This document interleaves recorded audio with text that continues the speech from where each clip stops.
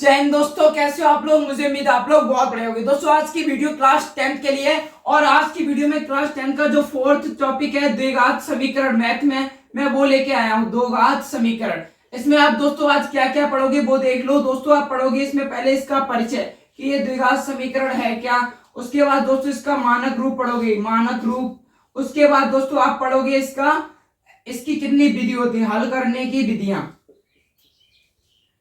ये तीन चीजें पढ़ोगे दोस्तों आप इस टॉपिक के अंतर्गत। इसलिए दोस्तों आपका कोई डाउट नहीं रहेगा और ये वीडियो कम समय में ही समाप्त हो जाएगा। इसलिए दोस्तों आपको वीडियो को एंड तक वॉच करना चाहिए और आप पूरा टॉपिक सीख जाओगे। तो दोस्तों सीधा चलते हैं इसके परिचय की तरफ। तो दोस्तों मैं आपसे पूछता हूँ कि द्विघात समीकरण क्या है। जहां पर दोस्तों द्वि लगा यानी कि किसी भी चर की अधिकतम घात 2 तो दोस्तों उसे हम द्विघात समीकरण कहते हैं। दोस्तों ये द्विघात बहुपद और समीकरण में अंतर क्या होता है। द्विघात बहुपद की भी अधिकतम घात 2 होगी लेकिन वह 0 के बराबर नहीं होगा और द्विघात समीकरण 0 के बराबर होता है। जैसे मान लो दोस्तों 3x² प्लस 6x माइनस 5 बराबर 0। अभी क्या है, ये दोस्तों चर की अधिकतम घात 2 है तो ये द्विघात समीकरण है। क्योंकि बराबर में 0 लगा है, अगर मैं 0 डालूं तो ये द्विघात बहुपद है, 0 लगा दूं तो ये द्विघात समीकरण है। उम्मीद है दोस्तों आप परिचय समझी गए होगी कि द्विघात समीकरण क्या है। चर की अधिकतम घात 2 और समीकरण 0 के बराबर होनी चाहिए। तो दोस्तों अब इसका मानक रूप देखते हैं, मानक रूप क्या होता है। आपने दोस्तों द्विघात बहुपद का मानक रूप या व्यापक रूप सीखा होगा, ax² plus bx plus c, यही तो होता है उसका व्यापक रूप। लेकिन अगर दोस्तों हम इसका बराबर 0 कर दें तो ये हमारी हो गया द्विघात समीकरण का व्यापक रूप अर्थात मानक रूप। उम्मीद है दोस्तों आप मानक रूप भी सीख गए होंगे। अब जो बहुत इंपोर्टेंट और मेन टॉपिक ये है कि द्विघात समीकरण की हल करने की विधियां, उस पर चलती है दोस्तों। द्विघात समीकरण की कितनी विधियां हैं जिनसे हम उन्हें हल करते हैं। तो द्विघात समीकरण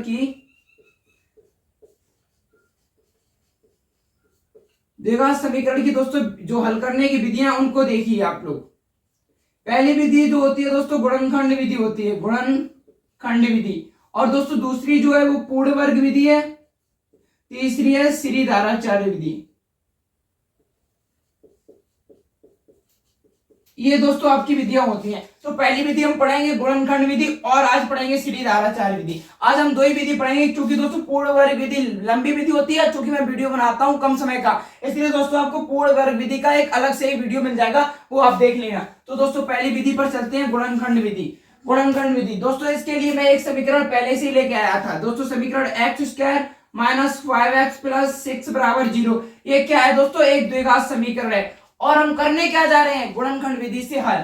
तो दोस्तों पहली बात तो मैं इस चिन्ह से अभी कोई भी मतलब नहीं है, आप इसे मत देखिए, हमें सिर्फ इस चिन्ह से मतलब है। दोस्तों अब हमको कोई दो ऐसी संख्याएं देखनी होगी जिनका हम गुणा कर दे तो हमें 6 प्राप्त हो जाए। क्या करना होगा दोस्तों, हमें कोई ऐसी संख्याएं देखनी होगी अगर जिनका हम गुणा करें तो हमें 6 प्राप्त हो जाए, अगर मैं जोड़ूं तो 5 प्राप्त हो जाए। समझ रहे हो दोस्तों। अब मुझको कोई ऐसी दो संख्या, तो मैं इसका गुणनखंड कर ले रहा हूं 6 के, तो 3 1। तो दोस्तों हमें वो दो संख्याएं मिल चुकी हैं, अगर हम इनका गुणा कर देंगे तो हमें 6 प्राप्त हो जाएगा और अगर हम इनको जोड़ देंगे तो हमें 5 प्राप्त हो रहा है। अकॉर्डिंग टू मी आप समझ रहे होगे, क्योंकि दोस्तों अगर हम इनका गुणा करेंगे तो हमें 6 प्राप्त हो जाएगा 2 3 का, अगर हम इनको जोड़ेंगे तो हमें 5 प्राप्त हो जाएगा। तो दोस्तों अब क्या करना है, आपको वैसा ही लिख दो x² माइनस, हमें कौन कौन सी संख्या मिली है दोस्तों, 2 और 3, x को वैसा ही चिपका दो प्लस 6 बराबर 0 कर दो। उम्मीद है दोस्तों आपको बात समझ में आ रही है। अगर छोटा दिख रहा हो तो दोस्तों यहाँ पर कर लो 6 बराबर 0। अब दोस्तों क्या करना है, इसको x² माइनस, अब आपको पता है दोस्तों इसका गुणा हो जाएगा तो माइनस के 2x। और आपने दोस्तों क्लास फर्स्ट में ही पढ़ा होगा, अगर चिन्ह बाहर का माइनस का है तो अंदर वाले चिन्ह बदल जाते हैं। तो ये प्लस का ये माइनस का हो जाएगा 3x प्लस का 6 वैसा ही लिख दो बराबर 0। अब दोस्तों आपको बहुत ही ज्यादा समझने की जरूरत है। अब हम दोस्तों इन दो चीजों में लेते हैं पेयर यानी अर्थात जोड़ा बनाते हैं। इन दोनों चीजों के बनाएंगे जोड़ा। तो दोस्तों आपको पता होगा कि इन दोनों में क्या कॉमन मिल रहा है, बताइए। वेरी गुड, इन दोनों में मिल रहा है x कॉमन। तो दोस्तों आप क्या करोगे, x माइनस 2 हो जाएगा, क्योंकि x कॉमन हो गया, फिर x का आएगा फिर 2 हो जाएगा। अब उसके बाद माइनस का चिन्ह वैसे ही लगा दो। अब दोस्तों इन दोनों में चिन्ह क्या मिल रहा है, कॉमन। तो दोस्तों इन दोनों में क्या मिल रहा है, 3 कॉमन मिल रहा है, 3 को ले लो तो दोस्तों x हो जाएगा। चूंकि चिन्ह बाहर माइनस का है तो अंदर वाला प्लस का चिन्ह माइनस का हो जाएगा 2 बराबर 0। दोस्तों ये चीज हमें याद रखना, ये दोनों चीजें हमारी एक जैसी आनी चाहिए। अब दोस्तों एक बार हम इसको लिखते हैं और एक बार इसको लिखते हैं। तो लिख लो, एक बार इसको लिखोगे तो दोस्तों यहाँ पर लिख लो x माइनस 3 और एक बार इसको लिखना है x माइनस का 2। तो दोस्तों अब जब आप ये लिख लोगे तो बराबर सबके जीरो था, तो एक बार इसको जीरो कर दो और एक बार इसको जीरो कर दो, तो इसका दोस्तों मान क्या आ जाएगा x बराबर, इधर माइनस का है तो उधर दोस्तों प्लस का हो जाएगा, x बराबर आ गया 3। और दोस्तों ये कितना हो जाएगा x बराबर 2, ये 2 क्यों होगा, इधर माइनस का उधर जाके प्लस हो गया। यानी दोस्तों इस समीकरण के जो में हल मिले हैं वो 3,2 मिले हैं। कितने मिले हैं 3,2। यही दोस्तों इस समीकरण का हल हो गया गुणनखंडी विधि से, जिसे इनको मूल भी कहते हैं। अब दोस्तों नेक्स्ट विधि कहते हैं श्रीधराचार्य जी की विधि। वो उनका सूत्र होता है, वो भी समझ लो दोस्तों, बिल्कुल आसान सूत्र है। फिर आंसर मैच करेंगे कितना आया। दोस्तों सूत्र उनका क्या होता है, माइनस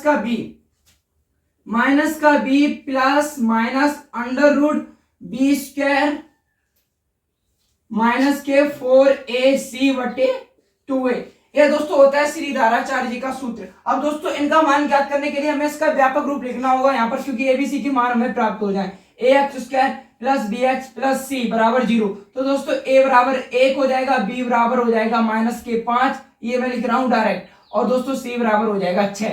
तो मुझे क्या करना है, डायरेक्ट मान रख दो दोस्तों। तो b बराबर माइनस के 5, तो दोस्तों सूत्र माइनस के 5 प्लस माइनस लगा लिया अंडर रूट स्टार्ट। तो दोस्तों ये क्या हो जाएगा बी स्क्वायर यानी माइनस 5 का दोस्तों कर दो वर्ग और माइनस 4, ए का मान 1 दोस्तों, सी का मान कितना है 6। तो दोस्तों बटे 2 इंटू 1, 2a की मान लिख लिया दोस्तों। तो दोस्तों यहाँ पर सॉल्व कर लो, ये कितना हो जाएगा प्लस का 5 प्लस माइनस कर दो दोस्तों, तो ये क्या हो जाएगा 25 माइनस के 24, ये अंडर रूट में ही तो है दोस्तों, बटे 2 कर दो, तो क्या हो जाएगा दोस्तों 5। अब एक बार प्लस कर दो तो 1 हो जाएगा यहाँ पर, क्योंकि उसकी वैल्यू नहीं होती, तो 5 1 6, 6 बटे 2 करेंगे तो कितना आ जाएगा 3। एक बार हमें जोड़ना है, एक बार घटाना है, तो दोस्तों एक मान आ गया हमारा 3। अब एक बार दोस्तों घटा दो, यहीं पर दोस्तों एक बार आपको क्या करना है, घटाना है।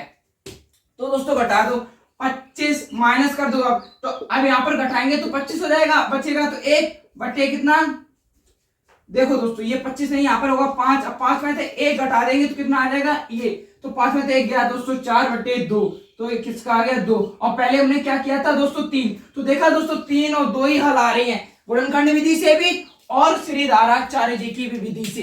तो यही था दोस्तों, जो आंसर होगा वो मैच करेगा। ये फॉर्मूला आपको याद करना पड़ेगा और गुणनखंड विधि भी आपने सीख ली होगी। उम्मीद है दोस्तों ये वाला टॉपिक आपको अच्छे से समझ में आया है। जहां कमियां हो कमेंट सेक्शन आपके लिए खुला पड़ा है, आप उसमें जो कमियां हो आराम से लिखो। और दोस्तों जो आपकी लास्ट विधि रह गई है पूर्ण वर्ग विधि, वो आपको कहां पर मिलेगी, दूसरी वीडियो में मिल जाएगी, उससे आप देख लेना। और दोस्तों ये चैप्टर हो गया कंप्लीट, इसमें कुछ नहीं रहा, बस आपको प्रश्नों का अभ्यास करना है। जैसे इसमें दोस्तों जैसे कोई समीकरण, यही समीकरण होगी, इसमें दे दिया जाएगा x बराबर 1, तो जांच कीजिए ये दो घात समीकरण है या नहीं, तो वो तो आप खुद कर लोगे क्योंकि क्लास 10th में आ गए हो। अगर आपका बेस अच्छा नहीं होगा तो आप ये सवाल नहीं कर पाओगे। इसलिए दोस्तों आप अपना बेस मजबूत करो और अच्छे से पढ़ाई करो। मिलते हैं नेक्स्ट वीडियो में।